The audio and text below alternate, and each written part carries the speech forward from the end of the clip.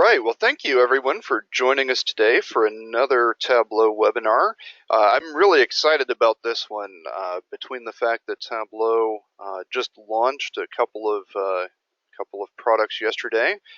Tableau Prep is the new one, and then Tableau 2018.1. There's a lot of excitement, and the timing couldn't be better for this webinar because we're actually going to show off some of the new features of Tableau 2018, as well as some not so new features, but really cool tips and tricks around geospatial and mapping. As usual, we'd like to thank Technion Data Solutions for hosting this series of webinars. Technion is a Tableau Gold partner, as well as a Partner of the Year. So always excited to help clients with their data. And additionally, Technion is a partner of Alteryx and Wearscape as well. So if you ever have any data needs, definitely reach out to Technion. We'd love to help you. So today we're going to be taking a look at geospatial and mapping. We're excited to do that. Lots of interesting features. Oh, and there are the two of us, or pictures of the two of us who are presenting. Myself, I am Joshua Milligan, and Bridget Cogley as well. Both of us Zen Masters, an incredible honor from Tableau, and so we're excited to talk to you today. All right, and now we can go to the topic slide there. Mapping and geospatial tips and tricks in Tableau. We've got lots of different things to show today, all kinds of fun and neat things to do, from hex maps to formatting tricks to drawing circles with an exact distance of radius, making curved flight paths, all kinds of fun things. Bridget, you'll kick us off, and let's see where we go. All right. Well, thank you very much. So my focus today is kind of going to be on 4 items, and the first being GIS, the second being format, the third being some legend tricks, and the last kind of being all the tricks you can do with dual axis. Won't lie, that's probably one of my favorite Tableau tricks is just dual axis. So we'll get started right away with the GIS creation. And so for me, this was one of the questions I'd always had was, how in the world do I get custom shapes? And so we recently had a webinar where we showed how you can use Alteryx. And yes, this is a real Alteryx workflow. This is not some kind of hold shot. This is actually the workflow, and it's available out on our website. And it just shows you how you can move Alaska from all the way over here and Hawaii from somewhere over here to much closer in the map. It's a common pain point. We've all had it. And it's a great way to kind of just bring information all in sight. So that's a really cool trick. We'll kind of take a quick look at this. And what this is, I've got kind of a standard shapefile that we made in Alteryx. That is this workflow. What it does is it runs through, kicks out a shapefile for me, and then I can go into Tableau and add that shapefile and the US states. So I've got a data source just dealing with states, kind of population, and I just did a join on states. So very easy for me as a Tableau analyst. I can go in and feel like an absolute pro. And I've got Alaska right here, and I've got Hawaii right here. We can actually see a little bit of it off here. And of course, we can see Alaska up here. I'll go through and show some formatting tricks in a few minutes of how we can get rid of this so that I'm not distracted by, well, Alaska's here, but Alaska's here. Some people, myself included, get very, very confused by that. The other one is, well, this is great, but what if I don't have things like ArcGIS, or I don't have a lot of tools to make these custom shapes, and I really need to make a regional map? You can see my very Tableau toddler drawn map here, done in Google Earth, which is completely free. And it's actually quite easy to do. You add polygons, you draw them out yourself, and then you can export it right from Google Earth, and then you can save it as a KML. It will try to export it as a KMZ. You do want to roll that over to KML. That way you can open it in Tableau, and you can see here it is right in Tableau. And so then I can add on my information and start analyzing this data. So that is kind of a real quick, and again, you can kind of see with this, I've got the Superstore data and I've got that KML file just joined on region. And if I wanted to, I can add additional data. So you see I do have window like an open for a description. And so in the past, I have used that to add and enrich the data points. So shape files are definitely a lot of fun in Tableau. They are very, very easy to use now. So you don't always have to draw with polygons or add in additional things. You can kind of export out these shapes. You can Google and find a bunch of them. .shp and .kml are some extensions you'd want to look for. So this is great. We've got these maps. Now the challenge is from a format side, they're kind of distracting. And so what can we do with that? And so you can see here I've got an example of a very standard map in Tableau. And I've not done much with it from a format side. I mean, I've got kind of my colors set up, but if I've got this in kind of this Financial Times inspired piece, it stands out like a sore thumb. So what I want to do is find ways to get it so that I don't have to see any of this background. And the nice part is I've got kind of a sample over here. And so I will quickly run through how to do this. So you can see that this is close. This is almost exactly how I want it. I did make that region piece just by going through with default properties and geographic role and actually creating it from US states. So that's another option, is that you can create these custom regions just by using that geographic role and creating it from another dimension in your set. Very handy. Definitely encourage using that whenever possible. And so if I want to start getting rid of this, the first thing I want to start doing is this map layers. So within map layers, and then I start unchecking things, and you'll see that now all of my information is gone, which makes me very happy. But now what? And so the next piece to this is to right-click Format, and then I come here to the Paint bucket, pick out my color, and start cleaning up the rest of this. So now you can see I've got this map. It'll look really nice with the rest of my piece. It'll blend in just like this piece does. And I can go through and add additional colors. So if I want to make this region piece also the same color, you can see I can actually go into this piece, select that color out, and then voila, it looks almost identical to the one that I've got over here. So that is kind of one quick way.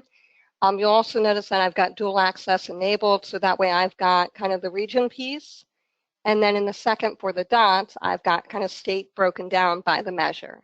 So again, you'll see this dual access a lot of different places. So same thing here, we get these kind of maps. To me, this feels very, very heavy. I've got Canada, which I enjoy, but unfortunately it's not a data set for me. And so what I want to do is just continue to strip this out. So you'll notice that with this one, I've done the same thing. One of the key differences with this map that I did do when I recolored it was that I made sure that the lines themselves, I went into border and kind of made sure that they would match as well. So that way when I knock out my map, you can see that it all blends in. Whereas a lot of times if we leave this border at default or automatic, it draws some pretty heavy lines. So depending on my visualization, I may want those lines. I may want to change those to maybe a lighter color or color that better fits my scheme. Just so that they're not so loud. And so that's kind of a different way to make those changes, make this map just blend in a little bit better. The other fun thing that you can do is hex maps. And this is another case where you would also join in. So one version of this, the probably fast way or the way that I'm most familiar with is just to get a sheet that kind of looks like this sheet 1. And if we take a look at the sheet 1, we'll just see what it is it's got columns and rows, numbers set at them. There's a few different variations on the line, or out online. So if you Google it, you can kind of see where people have put these together, and then you go in and assign it a shape. And so for this one, it's a hex map. And so what I did was I went in with the shapes, assigned it to that hex, and then just made sure it was set up the way I liked. Made sure to put the abbreviation in, and just made it nice and easy to read.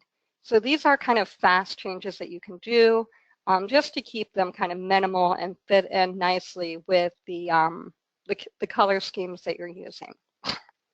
So another example of this is I wanted to again, kind of bring a map. You can see here that the background is a little light. I've got a lot of light states, and so having it too minimal made this almost disappear into the background. So I wanted to keep that a little bit clearer. And then the other thing I did was I made a custom legend. I wanted to highlight a couple things about just how we've got some very small states, bigger states, and kind of how they come through. So instead of just saying, here's all the states and the amount, I wanted to highlight kind of groupings, because as you scan through, you'll notice that the further west we go, the bigger the states become. So I think people kind of said, we'll go ahead and just let these be bigger and bigger. And so that was kind of interesting to me. The other interesting piece is just kind of looking at how things kind of progressed. So again, just ways to format the map. So the other piece to this, again, it's just really making sure that the regions and the shapes kind of are set nicely. So, and kind of what this allows you to do when you strip it back is it just looks really clean and nice. So this would be very hard to do if I left it white. Whereas with nothing in the background, you really focus on the map and the measures and kind of the patterns going on. So that's one of the reasons I really like stripping it down. The other thing is I do a lot of these kind of summarized legends that are actually also based off of map data. So I took that same column and row from the shapefile, and I actually let it kind of roll these up into these locations and then turned around and used that as a legend. If you pair that with some highlight actions, where they kind of go back and forth and just call each other out, it works really nicely as a legend, and it also just kind of lets you see what data points are where. So it just acts as a nice, gentle reminder from a user experience level.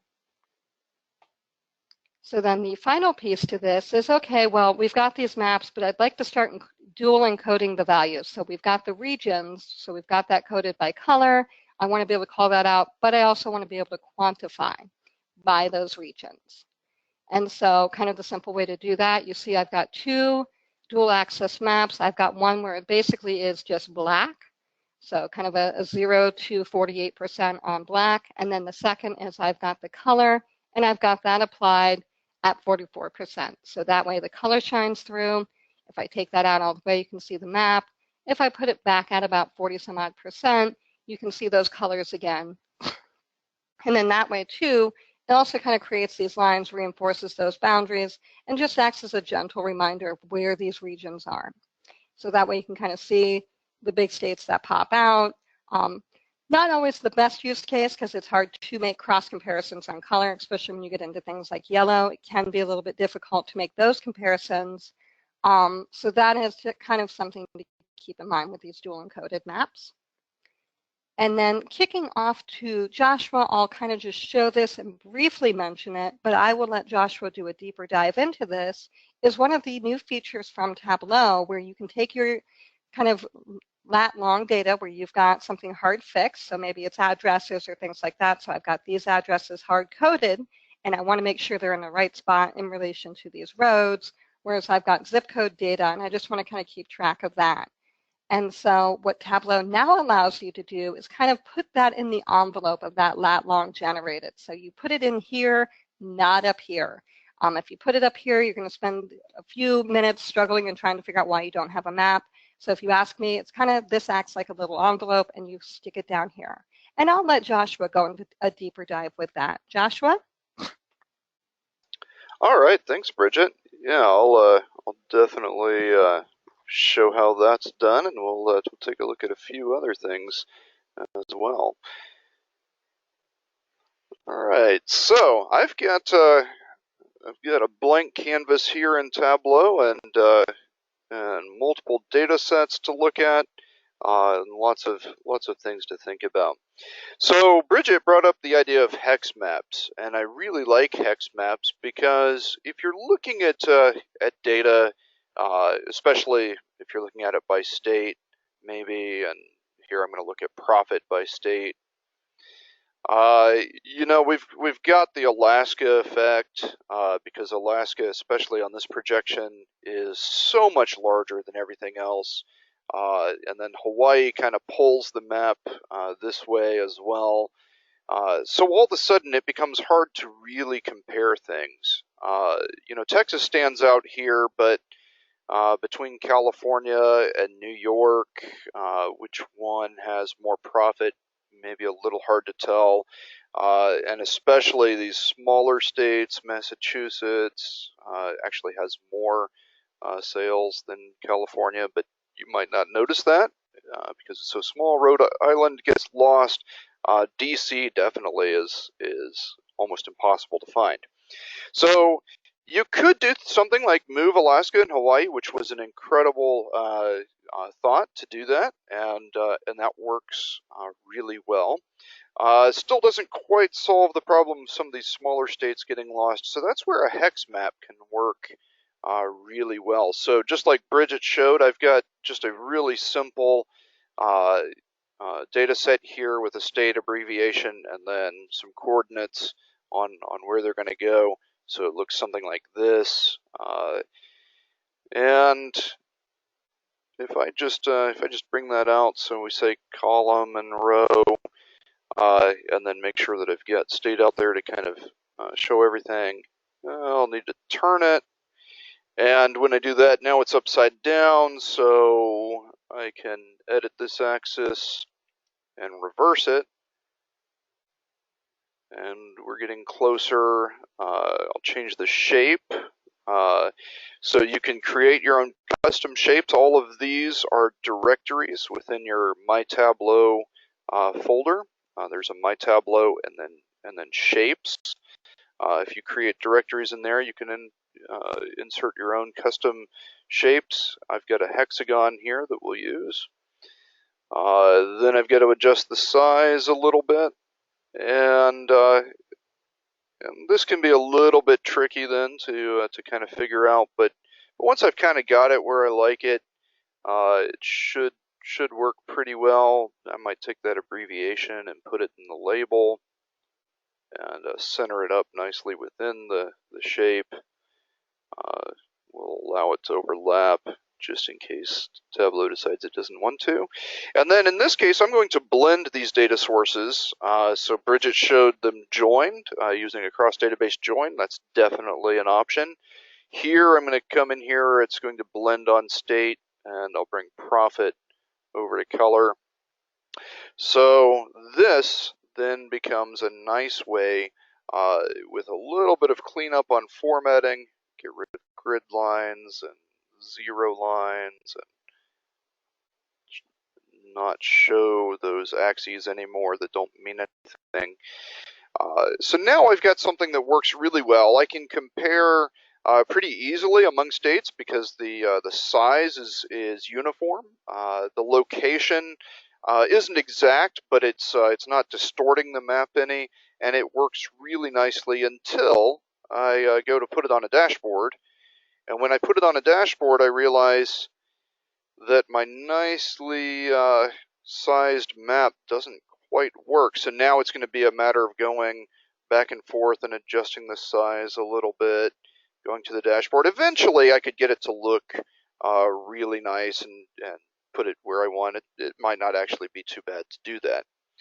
But that got me to thinking, is there potentially an easier way of creating a hex map?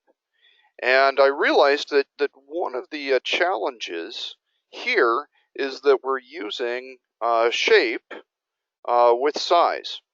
And so these shapes are based on images, and the size is adjustable. I can size it however I want. That makes the challenge of the fact that once I resize the entire view, the size is relative and it resizes everything. What would happen, I thought, if I actually created a spatial file that that had those same hexagons but arranged really nicely? So I can connect here to a spatial file. Bridget mentioned some of the possibilities. There's KML and SHP. There are actually multiple different things you can export from GIS or Esri, all kinds of different possibilities. Here, I've got a a hex states shapefile. And the nice thing about this is that when I connect to it, you'll notice I get one record per state, and then I've got a geometry field that just defines that polygon. So it used to be if you wanted a polygon, you'd have to have 100 different rows for Alabama, and then connect it. Or if it was a hexagon, you'd have 6 rows, one for each of the vertices. Here, that's not true. The entire polygon is right there in that field, so one per record, and that makes it really easy to use because now I can take that hex states. I could do a cross database join if I wanted to. Here again, I will just do a data blend. Now I'm not going to use the state or the state abbreviation, although Tableau recognizes those as geographic fields. But instead, I'm going to use this geometry field because when I double click that, Tableau knows how to pull that polygon out and to draw it on the map. Now, it's interesting, this particular shapefile defined the location of these hexagons over Africa. That's not at all interesting or useful. So I'm going to use one of the tricks that Bridget showed, and I'm going to go to my map layers. Here, I'll just wash everything out. I don't need to see that background at all because it doesn't matter where these things are. It just matters that they are in location relative to each other. So then I'll take the state abbreviation, and we can show that on there. And now if I join or blend back to my Superstore data set, I can look at the profit by state. Oh, and it doesn't like it. Why not? Because state wasn't on there. So I'll turn on the blend. And now it's working really nicely. And the great thing about this one is that if I go to a dashboard, we'll take that one off, but I bring on the hex spatial file. Now, no matter how it's sized, Tableau draws it really nicely because it knows how to draw those geometries, those hexagons, exactly perfectly because they are encoded in the data to be drawn exactly perfectly. So we're not relying on a relative size that changes as I resize the view. It resizes it perfectly. So I actually really like using the shapefile, but you can do hex maps either way, and it will work out pretty well. So another thing that I've done before in Tableau is I've done flight paths, and this doesn't necessarily have to be airline travel. This could be storms or ships on the sea or anything that kind of makes a path over the surface of the Earth. Here I've got a latitude and a longitude, which I'll use. These are either origins or destinations, and in fact, if I change to a line and then tell it how to break the line based on the route, we'll start to see that. We can see that we've got one, maybe two origins really close to each other, and then lots of destinations around, and that works out pretty well. The trick here was in the shape of the data, because it turns out to draw a line, you have to have 2 points, which is 2 records of data. So I've got my destination, but if I look at the entire route, that's 2 points of data, the origin and the destination. And with those 2 records of data, in fact, we'll take a look at them. I've got the origin, I've got the destination, and with that, I can tell Tableau, draw the line. And that works really well for this type of visualization, using a line to define the path. But what doesn't work so well with this kind of data is the fact that I'm duplicating values. So if I try to sum up the ticket price or how many trips did I make, I'm going to have to remember to divide by 2 or use some sort of level of detail calculation or filter to just origin or destination, which will break this view, but would give me the right value. And that can lead to mistakes on my part, or I might overlook one sheet where I should have filtered or should have used a level of detail calculation, and it gets to be kind of problematic. So I don't like the shape of data for analysis, although it does let me draw this pretty nicely. And the other issue with this kind of view is that if you take a trip from Dallas to Iceland, you're probably not really flying over Maine or New York. This is a straight line, but the surface of the Earth is curved, and so in reality, these lines should be curved. Now, for analysis, that may not be a huge deal, but I'd like to be as exact as possible. So I got to thinking, instead of having data where I've had to duplicate records and treat one as origin and one as source, what if I had that same sort of an idea that I used with that hexagon? What if I had a geometric field that defined that flight path? And the great thing is that with Tableau 2018, I can now use geometries or geographies that are built into SQL Server. So if we looked at this data connection here, this flight paths, you'll see that that I am looking at a SQL Server connection. It is a live connection. Now I can extract this and pull the data out, so that's not a huge deal that it's live, but we'll see an example where that does make a difference here in a little bit. But what I have is I have a flight path field in my table, and that field is specifically a geography in SQL Server. So here it's going to tell me it's a binary data string.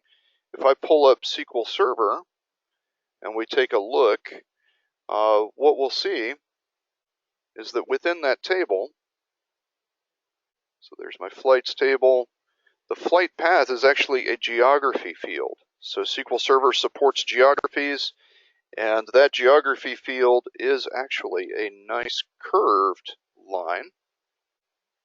So I double click that, and that's all I have to do. And now I can see those curved lines. Interestingly, if I hover over, you'll see that's all one shape right now. It's treating it as one shape. I still need to split it out by route.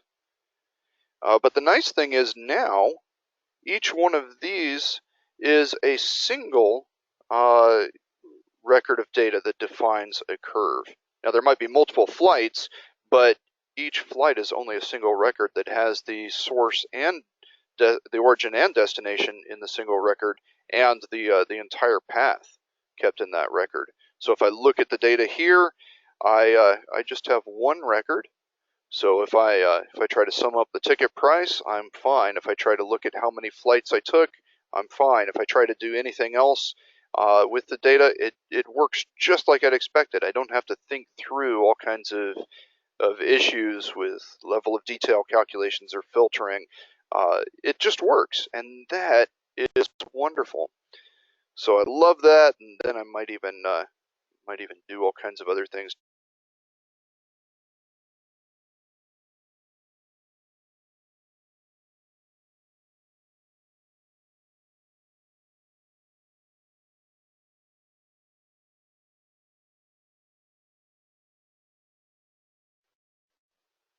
There we go. So I can see, oh, I've got flights originating from Dallas and DFW. That's why they look so close together. I could do some other nice formatting things with the map. So change my layers here. Maybe I want to see it as a dark map and just show those things pop out really nicely.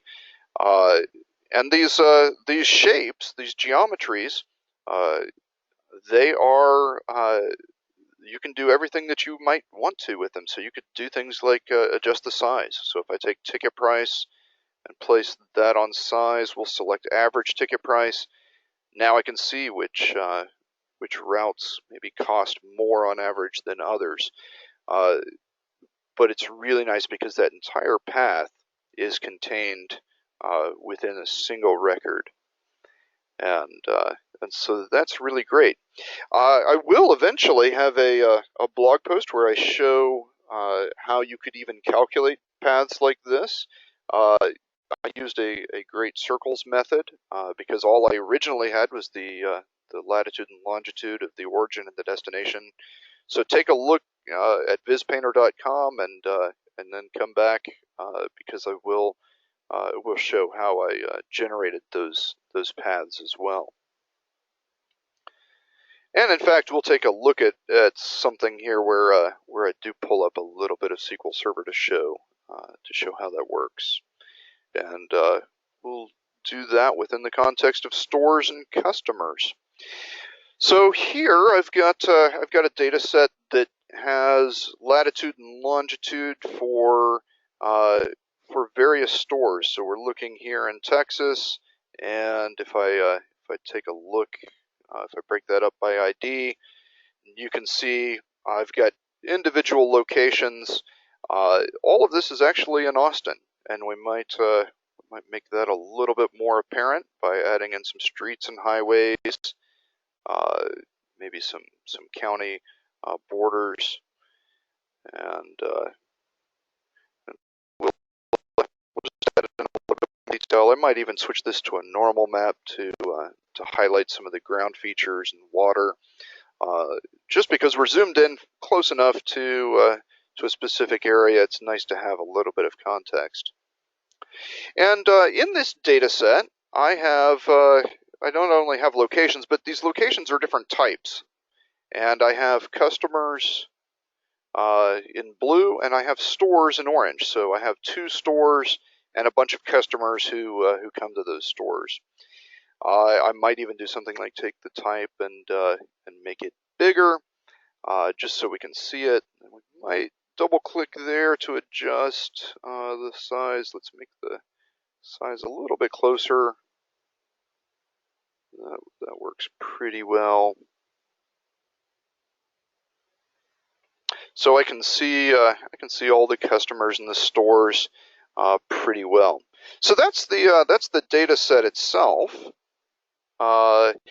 Let's go back just a little bit. So here I used my latitude and longitude that I had for each one of my customers in each one of my stores. So that worked really well. But there might be times when I want to also understand what does that look like by zip code. So I double click zip code, and when I do that, Tableau's using its own generated latitude and longitude that it knows for zip code, and then I might fill that in by looking at the sales or something, some measure. So now I can see what the total sales were per zip code. But I want to see the individual customers and stores along with the zip code information. Well, before that wasn't possible using Tableau before 2018 came along without maybe some really heavy data manipulation. But now Tableau has made that really easy, because if I have my own built or my own latitudes and longitudes or my own shapes or geometries in the data, I can use those in conjunction with Tableau's generated latitude and longitude. And the way that works is something like this. I take one of these, either latitude or longitude, and I hold down Control and just duplicate it on either rows or columns. And that gives me two different axes to work with. So I've got one latitude axis and then another latitude axis. And what I can do is on one of these, I can bring in my own spatial data, so my own latitude and longitude in this case, and we'll do that instead of the zip code.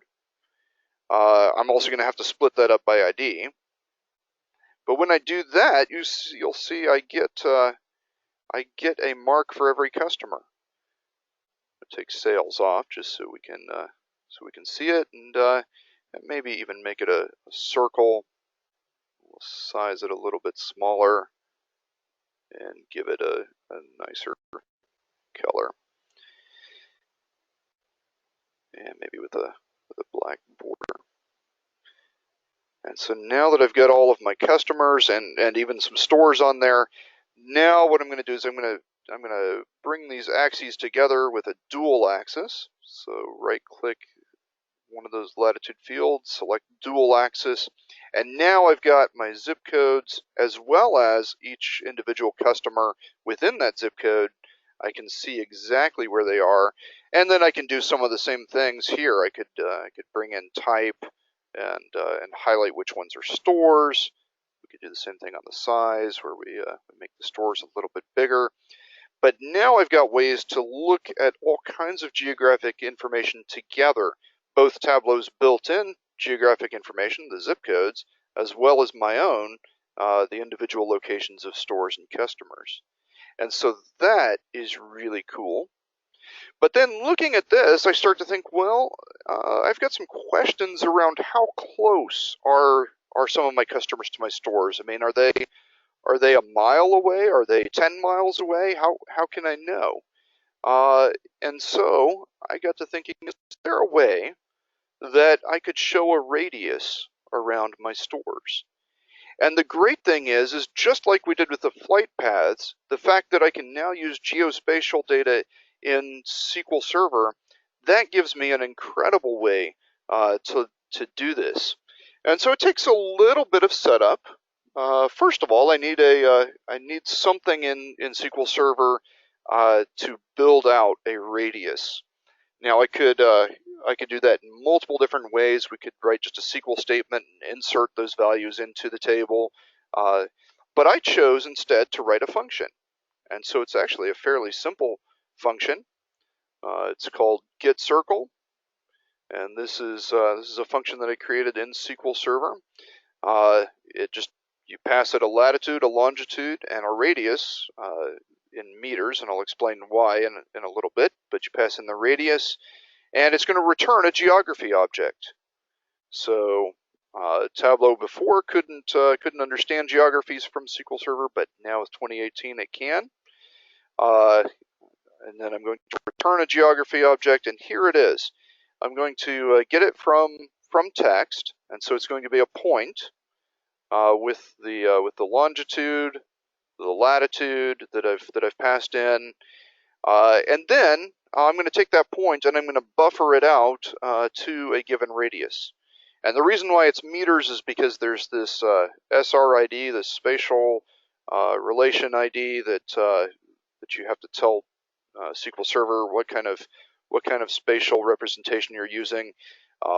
With this particular ID, this function takes meters. So that was kind of interesting to figure out. But once I figured it out, I have something that I can work with. I've got a function that I can call any place, anytime to get a nice circle. So how do I use that in Tableau? Well, I'm going to do a little bit more setup. One thing I'm going to do is I'm going to create a parameter. I don't have to do this, but I thought it would be kind of nice if I could specify the miles of the radius. So I created a parameter here. If we take a look at it, you'll just see it's just a floating point. I could have made it integer. In fact, with the way that I've defined the step size, it is always going to be an integer, but float works really well, and I could pass in anything that I wanted into that function. And then I've got a couple of calculations here. The radius in miles. So the only reason I need this one is that I only want to apply the radius if it's a store. But if it's a customer, we'll just default that to 1/4 of a mile, and that'll keep all the customers fairly small on the map, but let me control the size of the radius of the store. And then finally, what I'm going to do is create one last calculation here, which I've called circles, which calls that function in SQL Server. And the way it does it is it uses one of these pass-through functions. So if you look over here, pass-through, you'll see this if you're connected live to SQL Server or another database that supports pass-through. And Tableau's had this forever. All of these raw SQL functions, at least as long as I've been using Tableau, it's had this. But now there's a new one, raw SQL Spatial. And this allows you to pass through a function to SQL Server that returns a spatial result. So I'm going to call that getCircle function. I'm going to pass it those three parameters that it wants, the latitude, the longitude, and the radius, but I have to convert it to meters. So that's what I'm doing here, doing a little bit of conversion to meters. And when I do that, when I create this calculated field, Tableau knows that that is a spatial result. And so if I come over here and just double click that, Tableau draws it.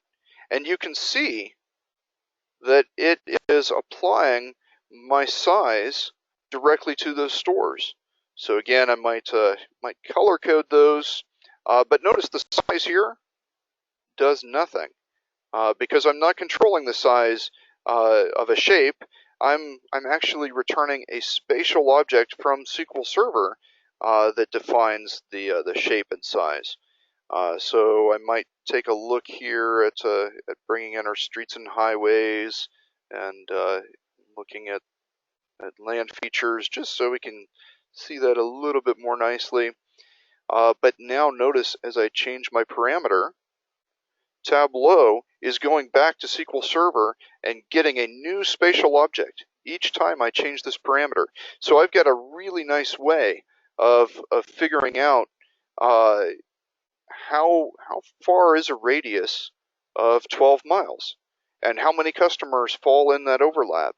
And in fact, SQL Server has all kinds of functions for intersecting and unioning geographic areas. So this is just the tip of the iceberg of what can be done, but still a really neat way of doing analysis that prior to this I might not have been able to do as well.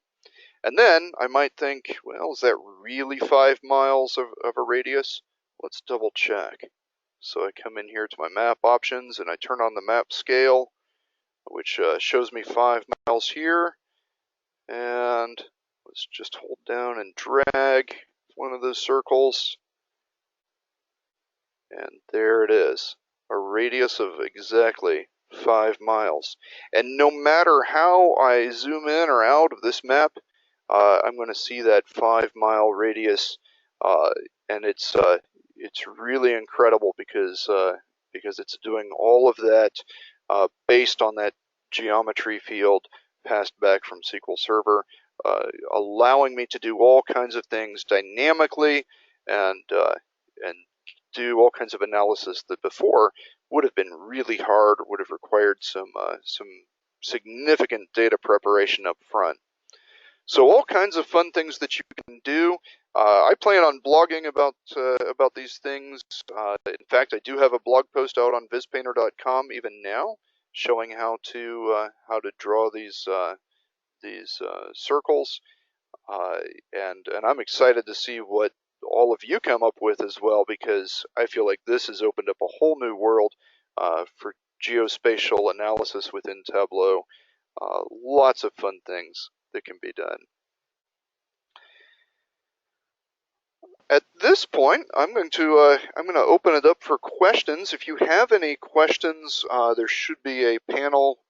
Some of you have already found it, it looks like, but there should be a panel that allows you to add your questions there. And so feel free to type them in, and we'll try to answer as many as we can. The first one I see is from Mike. Is that complex XML input tool in Alteryx available somewhere? And so that is something I know I'm looking into. That is a custom Technion-made tool. I will say I have used it, and it's awesome. I'm just trying to see if we have a way to deliver that. Yeah, cool.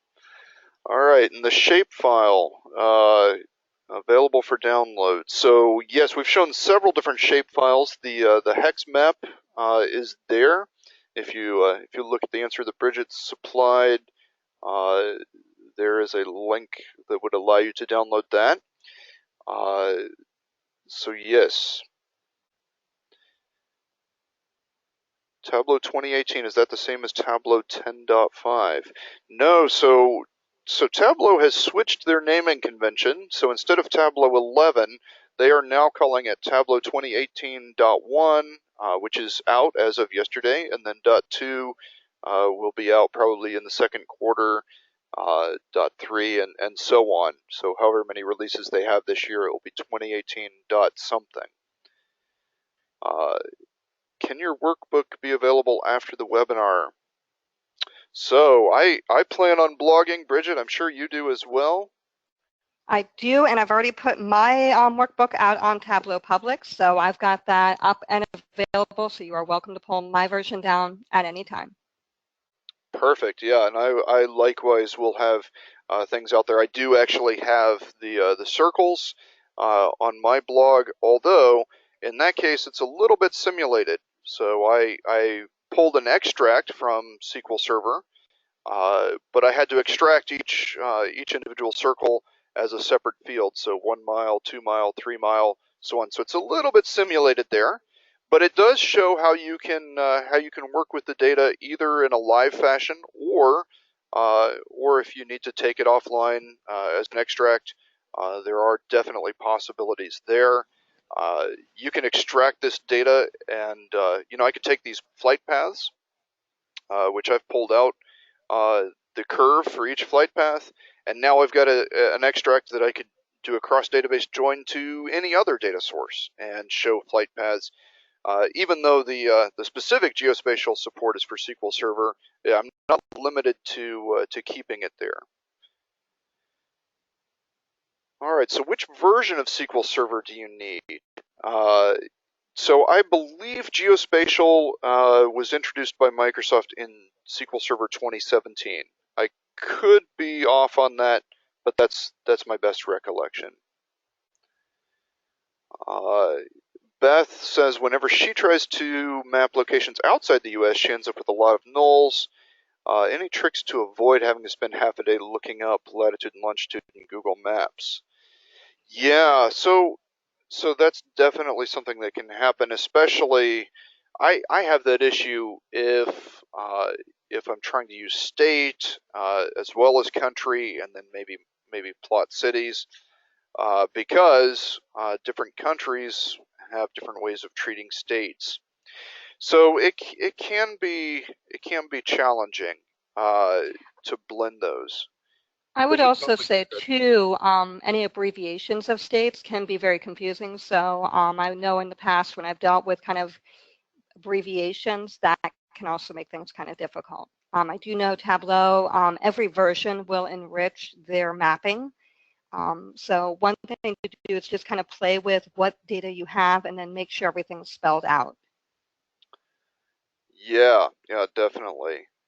Another thing to note is that next week, Dina, who is our Alteryx guru, is going to be sharing how to use Alteryx to geocode locations. So that will be a really nice thing to check out if you're using Alteryx or have ever considered using Alteryx, because a lot of what I've shown today requires having that latitude and longitude built into the data. Well, how do you get that? The nice thing is that Alteryx provides a way to do that. And I've got a link which I will try to share, but I don't see right off where to share it.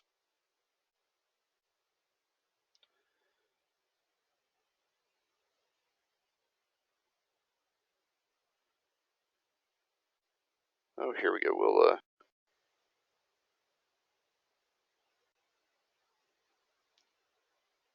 all right. There's the link, and it is an answer to that question. Which version of Tableau? So this is 2018.1. Okay, so could I point you to the blog? Yes. Let's see if I can find it.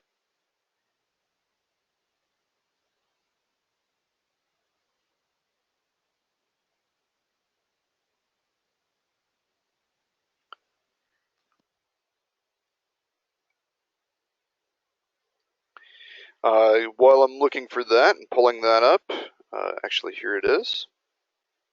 So I'll just leave that on the screen for a minute. So another question, is there an equivalent function in Oracle for geospatial? I don't know. That's a great question. I don't know Oracle very well at all.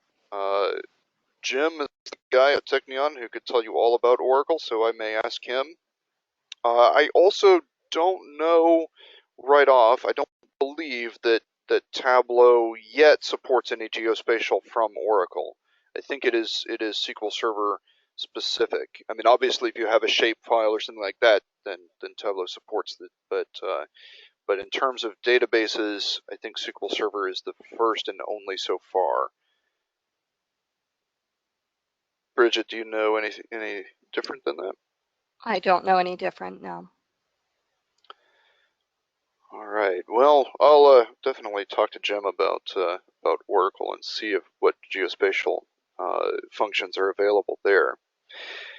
Can I bring in two different data sources with my point locations and one to my data and put the points on a thematic map?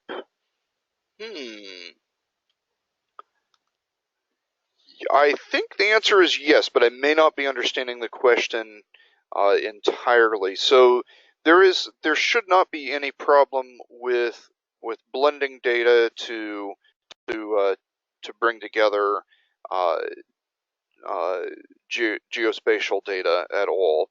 Um, in fact, we looked at some of that with blending the hex map shapefile even today. So I think the answer is yes. Let me know if there's any clarification on that would help. Can we explain hyper? Yes, that is definitely a different topic and a different webinar, but I think that would be a great one to talk about hyper because it's really cool and it allows for all kinds of things. Any idea if we're getting close to the heat maps that Kent showcased at at TC17? Yeah, I loved seeing that those heat maps. I don't know specifically, but the fact that they were showcased at TC17, my guess is yes. Hex map for Europe. Do we have one? I do not. However, I have seen people on Twitter share hex maps for Europe, so definitely search. I know that they're out there. To the World Atlas question, done it a little bit differently. Created a separate worksheet for each country and then display the city within that country. Okay, yeah, so that may actually work pretty well to create data sources for each country and then use that to help Tableau know where to go. Will you be sending a link to the recording of the webinar? Yes, we are still working through exactly how that gets shared. They are all recorded and they all do end up on Technion's website.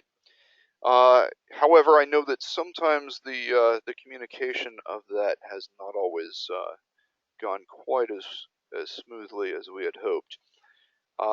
So I'll pull up the website and show you where you can look, even if you don't hear from us about where the recordings are.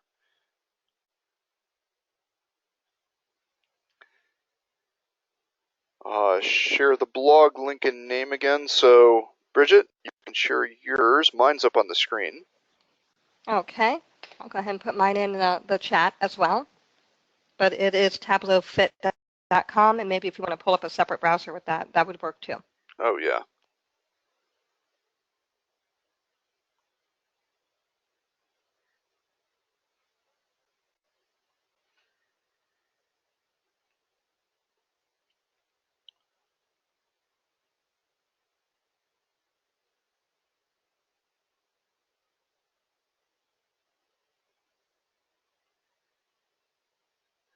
The video. So I've shared a link to the video resources website. Here it is on Technion's website. Oops, I didn't mean to cover up the others. But yeah, you can see here we've got multiple recordings of webinars, and we have launched a series of webinars. So we've been doing the Tableau webinars for a while, but there are now Alteryx webinars, Data Robot webinars, Warescape webinars. So you can find those recordings here on technionyusa.com/video. Hopefully we'll get the communication of when new ones come much better. Have you used any of this when doing any sort of territory optimization with service or customer data set? Yeah, so this is a lot of this is fairly new. So for the most part, no. However, there have been certain aspects of that kind of optimization that I have done in the past, but definitely this starts to open up all kinds of possibilities towards moving that direction without some of the complexities that I would have encountered before. Bridget, how about you? I would say my experience is similar to yours. I would definitely say going through this now would be a lot easier than some of the things I've done in the past. For me, I've done where it's like you've built both models almost and then compared and contrast.